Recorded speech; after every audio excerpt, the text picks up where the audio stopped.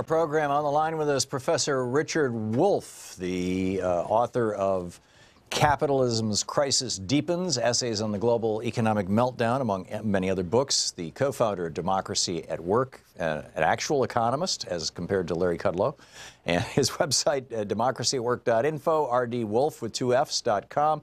And you can tweet him at Prof. Wolff, as in Professor Wolff, P-R-O-F, W-O-L-F-F. Professor Wolff, welcome back. Thank you, Tom. Glad to be here. It's always great having you with us. I mentioned Larry Kudlow. I'm guessing, as a New Yorker and a fellow who's familiar with the media circuits and whatnot, and certainly as an economist, that you are familiar at the very least with Larry Kudlow. What are your thoughts on this? Well, it's kind of sad. If I can be allowed to be humorous for a moment, I've noticed that each president that we have looks better with hindsight. After the next one arrives, you kind of appreciate the one that went before because the latest one is even worse. And I think Mr. Kudlow, unfortunately, fits the bill perfectly. I don't want to speak well of Gary Cohn. There were serious problems, of course, with having a Goldman Sachs banker in the position of chief economic advisor. But compared to Larry Kudlow, he at least had the experience of rising through the ranks and being an international banker.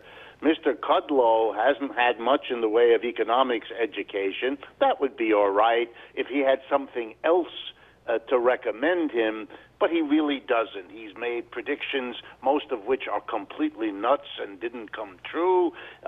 He's a promoter on television for the existing system, and indeed for Mr. Trump's notions of how the world works.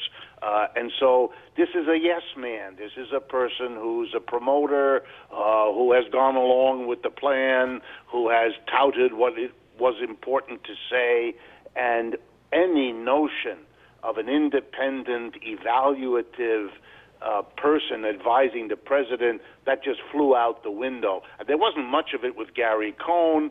Now that he got what he was there for, which was to get the big tax cut, he's not really there, needed anymore, and you can default, if you like, to this guy who will simply mouth off whatever it is that they think is convenient to be said.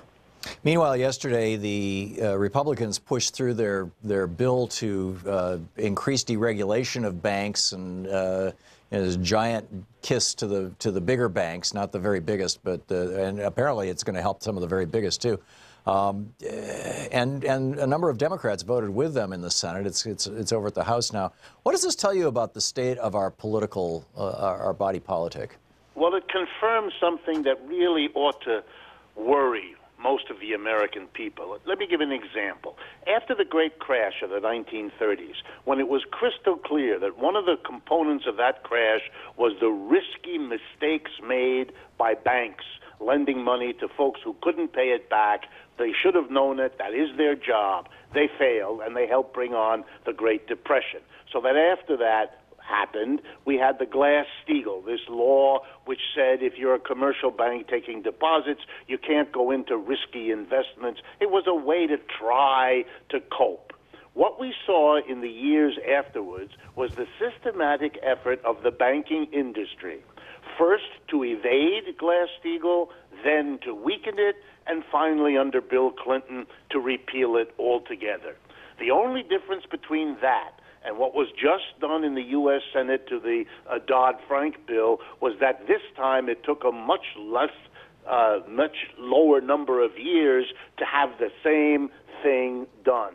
First they evaded it and delayed it, the Dodd-Frank. Now they have major weakened it. And I would expect in a couple of years, if Mr. Trump is still the president and the GOP is in charge, they'll take the final step with Dodd-Frank that they took with Glass-Steagall. It really leads you to say with a shake of the head, don't they ever learn that letting the private banking sector push for its profitability while playing with our money supply is a very dangerous way to do something as important as manage your money? We don't seem to be able to learn the lesson.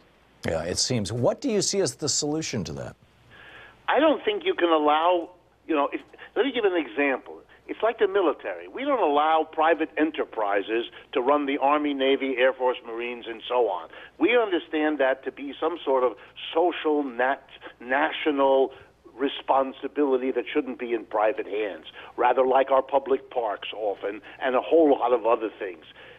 Those are no less or more important than the money supply. Why do we allow something as important to every single one of us every day as the money we have, the cost of money, what we call the interest rate, and so on? Why do we allow that to be manipulated by private institutions who openly say that maximizing profit is their number one objective, their so-called bottom line? We then live with the results as a society of what a small minority of us are doing to maximize the profits of banks and lenders. This strikes me as crazy. We ought to have a nationalized state banking system. By the way, the very thing that North Dakota has done for the last 100 years in that state. We should have it be run by the customers, individuals and businesses on the one hand, and cooperatively and democratically by the people who work there. That would be a way to assure that what the society needs governs the money supply, rather than have it governed by the private profit objectives of the banks. So you're suggesting that every state change their laws to authorize state banking, and that all the state's business be done with the state bank, so all the profits from banking, instead of going to Goldman Sachs, go to the state, to the taxpayers, and that those state banks run on a not-for-profit basis can provide good competition to the for-profit banks who are merely bloating their profits? Is that the bottom line? Absolutely, and to do it, and it doesn't have to be only at the state level. Municipalities can do this sort of thing with the municipal funds they have. For example, Santa Fe in New Mexico is experimenting with this. It exists already in a few other cities, and it can be done at the federal level as well. But that it's understood to be a social service, the money supply, and not an opportunity for private profit, especially now that we've had major collapses of our economic system, two of them in the last 75 years, directly attributable to the mistaken profit-seeking activity of private banks. Yeah, this makes perfect sense. The Capitalism's Crisis Deepens is the title of your most recent book, and I'd like to talk about that, the crisis of capitalism. I often refer to where we're at right now as the cancer stage of capitalism, where we're basically it's turned our political system into an oligarchy, and it's turned our economic system into semi-monopolies.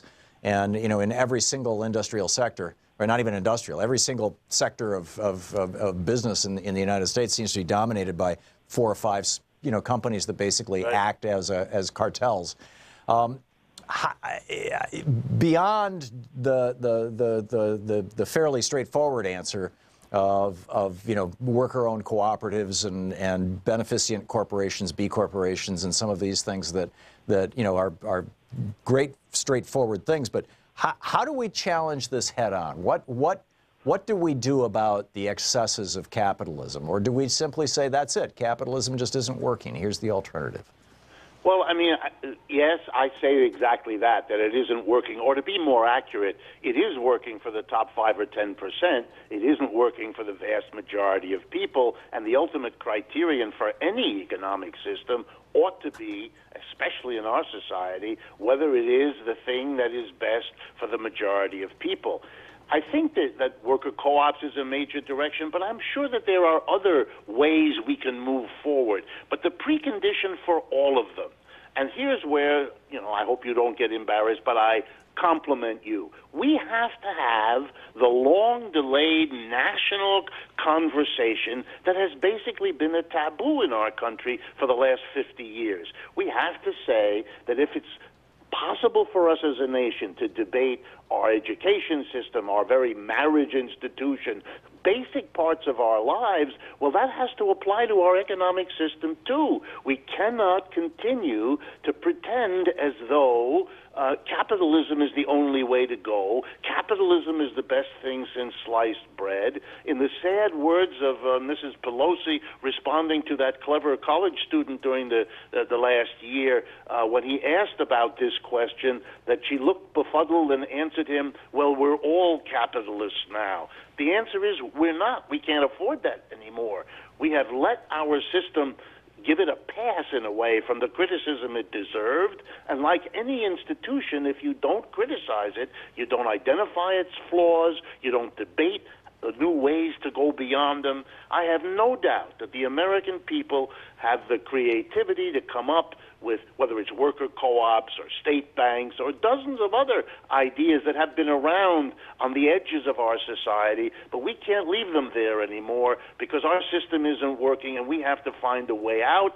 Or else, and I don't mean to be dark in my mood, if we don't fix it, we're going to go down with it, and that's a much scarier proposition that becomes realer each day, and Larry Kudlow is another small step in that process. Brilliant. Professor Richard Wolff, economist, co-author of Democracy at Work, co-founder, Democracy at Work, author most recently of Capitalism's Crisis Deepens, democracyatwork.info, rdwolf.com, and you can tweet him at Prof. Wolff or at democracy@WRK. Professor Wolff, thank you so much for being with us today. Thank you, Tom, and look forward to talking with you again. Me too. It's always great talking.